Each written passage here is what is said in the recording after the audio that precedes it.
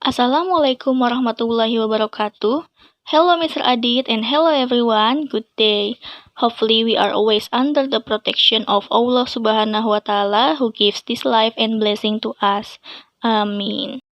We are from group 6. There are Trisna Novianti, name 143200027 as presenter, and me, Famela Marsha, name 143200073 as moderator also presenter. Okay, in this opportunity we are going to explain to you about penerapan tanggung jawab serta posisi seorang guru. Ada 3 poin utama yang akan kami bahas, yaitu yang pertama, menerapkan tanggung jawab sebagai guru sesuai Undang-Undang Pendidikan. Yang kedua, mempraktikkan tugas dan tanggung jawab guru di lingkungan sekolah atau di dunia pendidikan. Dan yang ketiga, yaitu memposisikan diri bahwa guru patut digugu dan ditiru. Untuk poin pertama dan kedua akan dijelaskan oleh Trisna Novianti. Oke, kepada Trisna, waktu dan tempat dipersilahkan. Assalamualaikum warahmatullahi wabarakatuh.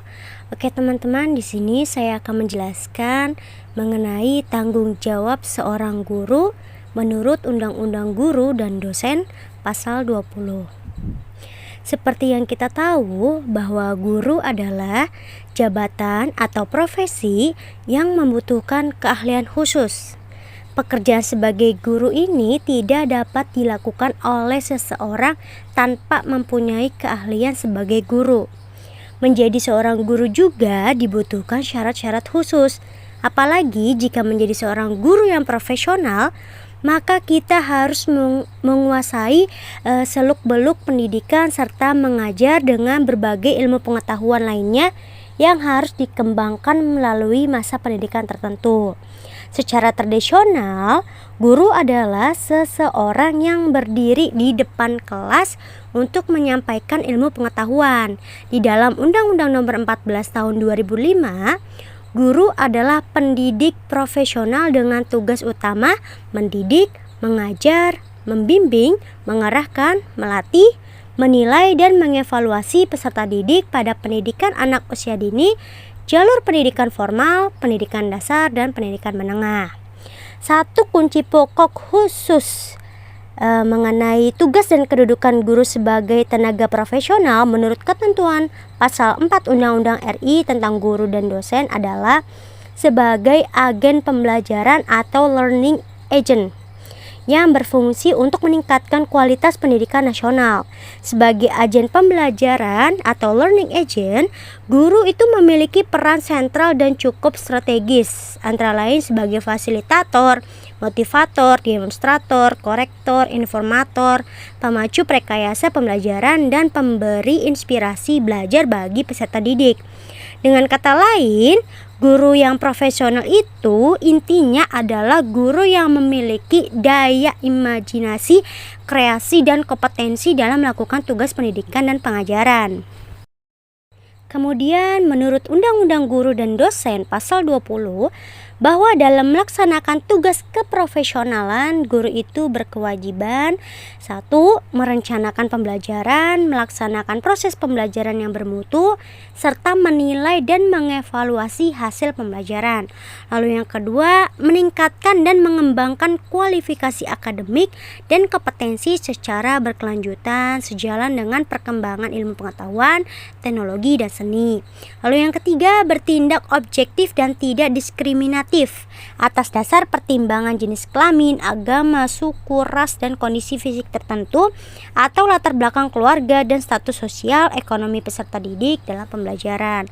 Lalu yang keempat, ada menjunjung tinggi peraturan perundang-undangan hukum dan kode etik serta nilai-nilai agama dan etika, dan memelihara dan memupuk persatuan dan kesatuan bangsa. Jadi intinya dalam proses pembelajaran, guru itu tidak hanya menjalankan fungsi alih ilmu pengetahuan atau transfer of knowledge, tapi juga berfungsi untuk menanam nilai atau value serta membangun karakter atau character building peserta didik secara berkelanjutan dan berkesinambungan. Selanjutnya ada tugas dan tanggung jawab seorang guru. Seperti yang kita tahu bahwa fungsi utama dari seorang guru di sekolah adalah menyampaikan ilmu pengetahuan sebagai warisan kebudayaan di masa lalu yang dianggap berguna sehingga harus dilestarikan. Peters menyatakan tugas dan tanggung jawab guru itu meliputi 3 aspek. Yang pertama yaitu guru sebagai pengajar. Dalam hal ini, guru itu lebih menekankan kepada tugas dalam merencanakan dan melaksanakan pengajaran. Dalam tugas ini, guru itu dituntut untuk memiliki seperangkat pengetahuan dan keterampilan teknis mengajar selain menguasai ilmu atau bahan materi yang akan diajarkan. Lalu yang kedua ada guru sebagai pembimbing. Dalam hal ini, guru itu memberikan tekanan pada tugas, memberikan bantuan kepada siswa dalam pemecahan masalah yang dihadapi.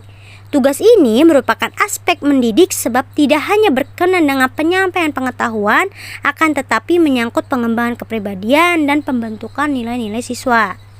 Lalu yang terakhir ada guru sebagai administrator kelas.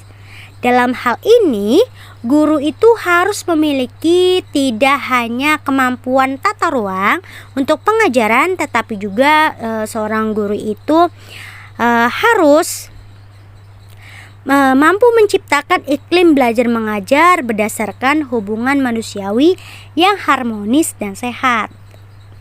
Oke, untuk tugas dan tanggung jawab seorang guru, selain 3 aspek yang dijelaskan oleh Trisna, terdapat pula fungsi dari guru di dalam kelas atau di dunia pendidikan, yaitu yang pertama, guru sebagai pendidik. Guru adalah pendidik yang menjadi tokoh, penelitian, dan juga identifikasi bagi siswa dan lingkungannya. Maka dari itu, guru harus mempunyai standar kualitas pribadi yang mencakup tanggung jawab, wibawa, mandiri, serta kedisiplinan.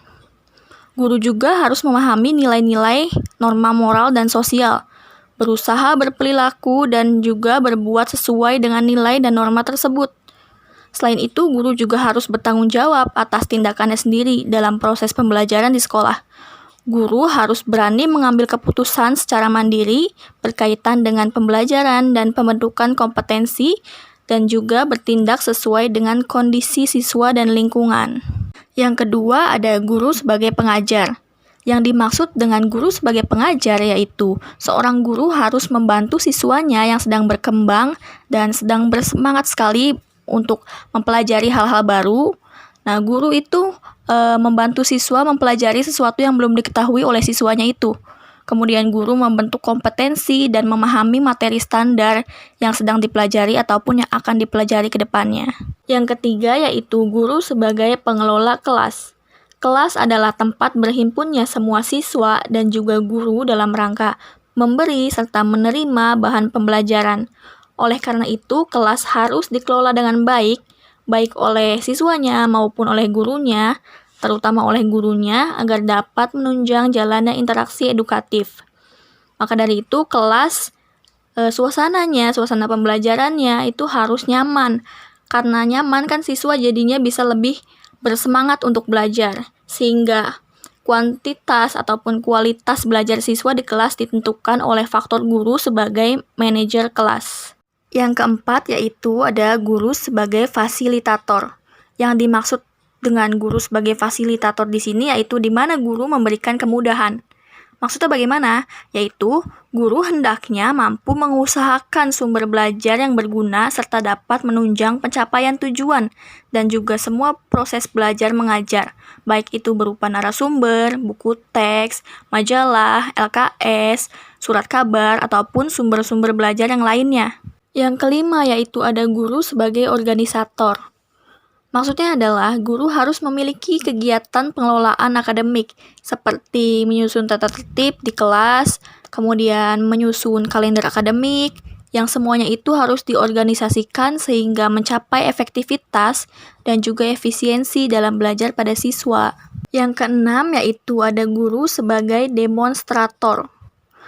Guru sebagai demonstrator ini yaitu guru sebaiknya selalu menguasai bahan materi pelajaran yang akan diajarkannya serta mengembangkan materi tersebut sehingga dapat menentukan hasil belajar yang dicapai oleh siswanya.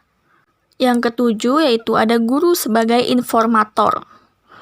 Jelas sekali, guru harus dapat memberikan informasi, perkembangan ilmu, pengetahuan, dan juga teknologi untuk menjadi informator yang baik dan efektif. Yang kedelapan ini jelas sekali ada guru sebagai motivator, yaitu guru hendaknya mendorong siswanya serta memotivasi para siswanya agar semakin rajin dan aktif dalam belajar. Nah, dalam usaha memberi motivasi ini, guru tuh dapat menganalisis motif-motif yang melatar belakangi siswanya yang malas dalam belajar dan juga yang menurun prestasinya. Oke, yang terakhir ini ada nomor 9 yaitu guru sebagai evaluator. Nah, dalam hal ini tuh guru itu dituntut harus bersikap baik dan jujur, di mana guru harus memberikan penilaian yang menyentuh aspek efektif dan juga aspek penilaian kognitif siswanya. Nah, guru itu dituntut sekali tuh untuk bersikap baik dan jujur dalam penilaian. Jadi, guru itu nggak boleh membeda-bedakan nilai siswa dengan alasan pribadi atau alasan tertentunya.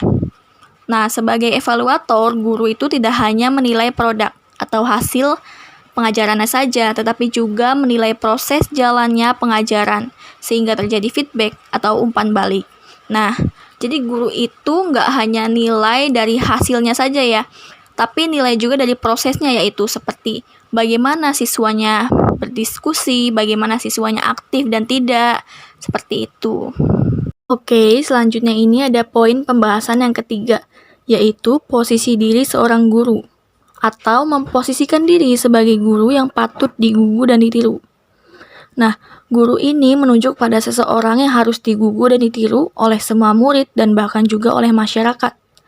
Maksudnya bagaimana sih digugu dan ditiru?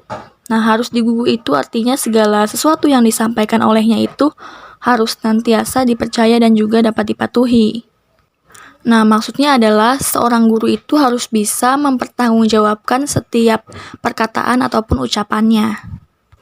Dan kemudian untuk ditiru sendiri artinya yaitu seorang guru itu harus menjadi suri tauladan atau juga panutan bagi semua muridnya itu.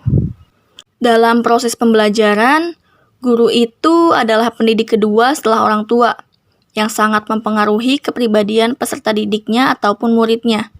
Jadi misalnya, apabila tingkah laku pendidik atau guru itu baik, ya otomatis tingkah laku peserta didiknya juga mayoritasnya akan baik.